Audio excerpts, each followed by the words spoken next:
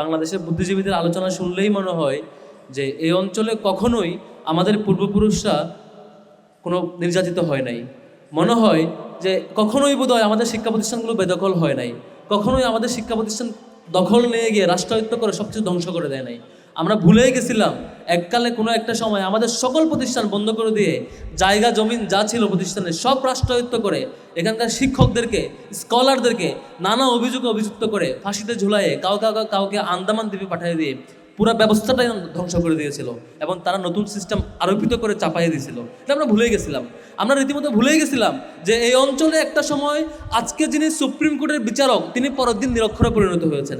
আজকে যিনি টোটাল রাষ্ট্রের সিস্টেমটা পরিচালনা করছেন পরের দিন তিনি মানে এই জায়গার কিছুই নাই, রাষ্ট্রে পুরো ল্যাঙ্গুয়েজটা চেঞ্জ করে দিয়েছেন। এখানকার সকল কন্টেন্ট, এখানকার রিসোর্স ম্যাটেরিয়ালস, এখানকার লজিস্টিক্স, এখানকার বিজ্ঞান, এখানকার সাহিত্য, এখানকার শিক্ষা ব্যবস্থা, এখানকার বিচার ব্যবস্থা সব কিছুই একদিনে ওভারনাইট নাই করে দিয়েছেন ইংরেজরা। আমরা ভুলে গেছিলাম। ঠিক তার কিছুদিন আগে এই অঞ্চলের আমরা এমনভাবে ছিলাম, আমাদের অঞ্চলটা সারা পৃথিবীর জন্য রোল মডেল ছিল। তারা ওপারে ইংরেজরা যখন ঠিকঠাক টয়লেট করতে জানতো না, কেমন করে পড়তে হবে জানতো না, কেমন করে বিজনেস করতে হবে জানতো না, তখন আমরা সভ্যতার একটা ভালো স্টেজে ছিলাম। আমরা এগুলো ভুলে গেছি। কেমন করে দখল করেছে আমরা ভুলে গেছি।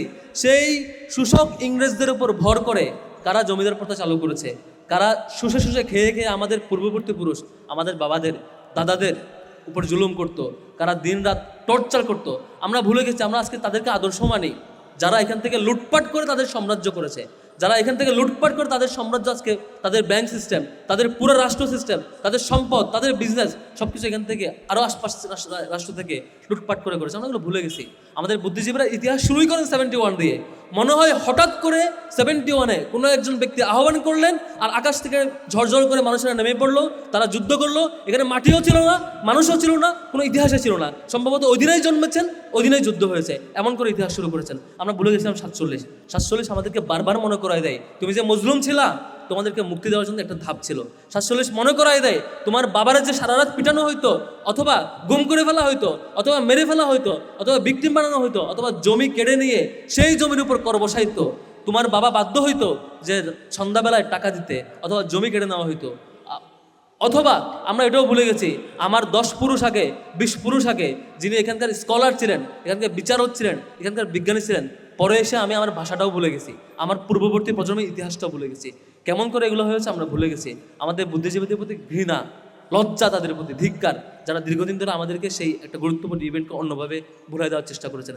আজকে আপনারা দেখছেন বাংলাদেশ এবং ভারত দুইটার মধ্যে যে পার্থক্য করেন, কলকাতার পার্থক্যটা আমরা বুঝি। আজকে একটু আগে আলোচক বলছেন একটা ব্রিদিং স্পেস পাই। আপনি দেখেন খুব ঠান্ডা মাথায় মসজিদে যাইতে পারেন, নামাজ পড়ে আসেন। কলকাতার ভাইটা এখন হয়তো রিসেন্টলি নির্দেশনা আসছে যে গরু কুরবানি দেওয়া যাবে না, কদিন পরে মসজিদে আজান দেওয়া যাবে না, কদিন পরে নামাজ পড়া যাবে না, কদিন পরে আরেকটা আসবে। এগুলো হচ্ছে ক্রম দ্বারা আমরা বুঝি যে এখন আমরা একটা ব্রিদিং স্পেস পাচ্ছি। সব কিছুর একটা সূচনা এখানে হয়েছিল, আরও অনেক কিছু হইতে পারতো। প্রত্যেকটাই নানা প্রকারের ষড়যন্ত্রের বেড়া জেলা আমরা ভিকটিম হয়েছি, সামনে আরও ঘটছে। রিসেন্টলি আপনারা দেখতে পাচ্ছেন সীমান্ত হত্যা। তারা ওপারে মেরে ক্ষান্ত হচ্ছে না, এপারে মানুষদেরকে হত্যা করছে। তারা ওই পারে দিনরাত এক করে হয়তো মারছে তাদের মতো করে মুসলিমদেরকে, তাদের শত্রু জ্ঞান করে যাদেরকে। এপারের বাঙালিদেরকেও, এপারের নাগরিকদেরকেও তারা নানাভাবে হত্যা করে। শুধু একদিন দুদিন না, পর্যায়ক্রমে চলছে। ডাকসুর জায়গা থেকে আমরা যখন দেখি যে বছরের পর বছর অনেক চিন্তক প্রতিষ্ঠান বাংলাদেশে অবস্থান করছে, বিশ্ববিদ্যালয়ের নানা স্কলার, পিএইচডি হোল্ডার শিক্ষকরা আছেন, টিচাররা আছেন, গবেষকরা আছেন, তাদের এখানে আসলেই তারা চুপসে যায়, নীরব হয়ে যায়, তারা বিকিয়ে দেয় তাদের বিপক্ষে। আমাদের ডাকসুর জায়গা থেকে আজকের আয়োজনটা জাস্ট একটু নক করা, আমাদের সক্ষমতার ছোট্ট পরিসর থেকে আমরা লিমিটেড ক্যাপাসিটি দিয়ে ছোট্ট একটা আয়োজন করা। এই আয়োজন দিয়ে কিচ্ছুই হবে না। এই আয়োজন দিয়ে যে পরিমাণ, যে লেভেলের আমাদের ভিক্টিমাইজ হওয়ার যে চিত্রপট, যেই সিরিয়াস লেভেলে পৌঁছেছে, এটাকে অ্যাড্রেস করা দিয়ে এই আয়োজন একটা ধাক্কাও দিতে পারবে না, কিছুই হবে না। তখন পসিবল হবে যখন সারা দেশের প্রত্যেকটা পর্যায় থেকে বিশ্ববিদ্যালয়ের শিক্ষকেরা, রাজনীতিবিদেরা, গবেষকেরা, সাংবাদিকেরা, এলিট সোসাইটি, সকল পর্যায়ে মানুষেরা বলে উঠবে আমাদের অধিকার এই জায়গায় ছিল, আমরা এমন করে বঞ্চিত হয়েছি, এই জায়গায় আমাদের করণীয় আছে, এমন করে পরবর্তী প্রজন্মকে তৈরি করতে পারবো। একটা সময় যখন দেখবো গ্রামের কৃষকেরা জমিতে ধান লাগাতে বা ধান কাটতে কিংবা কোনো কৃষক পানি থেকে মাছ, নদী থেকে মাছ নিতে গল্প করতে 47-এর গল্প বলবে, ইংরেজদের গল্প বলবে, শোষণের গল্প বলবে, তার বাচ্চাকে সে শেখাবে আমাদের সামনে বেড়ে ওঠার করণীয় কি। স্কুলের টিচারটা প্রাইমারি স্কুলে শেখাবে, বিশ্ববিদ্যালয়ের গবেষক তার শিক্ষা প্রতিষ্ঠানে শেখাবে, মধুর ক্যান্টিনের চায়ের আড্ডায় রাজনীতিবিদ শেখাবে, রাজনীতিবিদ বক্তারা মিছিলের স্লোগানে এটা নিয়ে সতর্ক করবে, তখনই আমরা সফল হব। ডাকসুরের ছোট্ট আয়োজন দিয়ে কিছুই হবে না। সেদিন আমরা সফল হব যেদিন সকল ক্যাটাগরির নাগরিকেরা যার যার সক্ষমতার জায়গা থেকে তাদের আড্ডায় আমাদের নির্যাতনের ইতিহাসটা, মজলুম হবার ইতিহাসটা, আমাদের পূর্বপুরুষরা বছরের পর বছর ধরে অশিক্ষিত কিংবা নিরক্ষর হওয়ার প্রবণতার দিকে যেমন করে এগিয়ে গিয়েছে কিংবা সব কিছু হারাতে বাধ্য হয়েছে, ভূমি হারিয়েছে, তাদের যে জৌলসপূর্ণ ইতিহাস ছিল সব কিছু হারায় কর্নার্ড একটা জাতিতে পরিণত হয়েছে।